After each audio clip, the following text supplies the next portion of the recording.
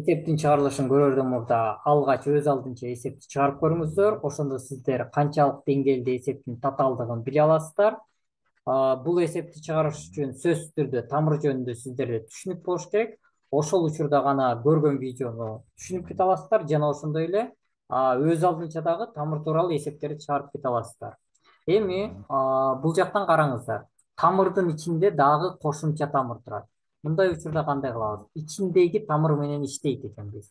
256-нын 4-үнчү даражасынан төрттүк тамыр астында чыгара турган болсок, жөн гана мынакей. Бул менен бул кыскарат дагы 256 өзү чыгат. Демек азыр сыртында турган тамырды эч тийишпей, азыр биз бул ичи боюнча иштеп жатабыз. 256 менен мынакей 4-үнчү тамыр кыскарат экен дагы. Бул жакта 256 калат экен. 256.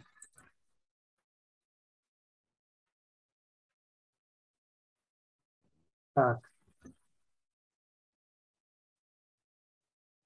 256. Андан кийин Y-тин 8-нчи даражасы, анан сыртында 4-нчү даража турат. Мындан 4-түк тамыр астынан ала турган болсок, 8-ди 4кө бөлөбүз, 8-ди 4кө бөлө турган болсо, 2 калат. Y-тин демек 2-нчи даражасы чыгат экен. Так, барабар дейбиз. 256-тан тамыр алабыз, 256-дан 16 чыгат. Тамырдан чыгарсак, ошондой эле y квадрат деп атат. Бул жакта 2 бар деп түшүнөбүз. Бул квадраттык тамыр 2 жазылбайт болгону 2 бар деп түшүнөбүз. Y квадраттан жөн гана y чыгат. Ошондо 16 y болуп калды.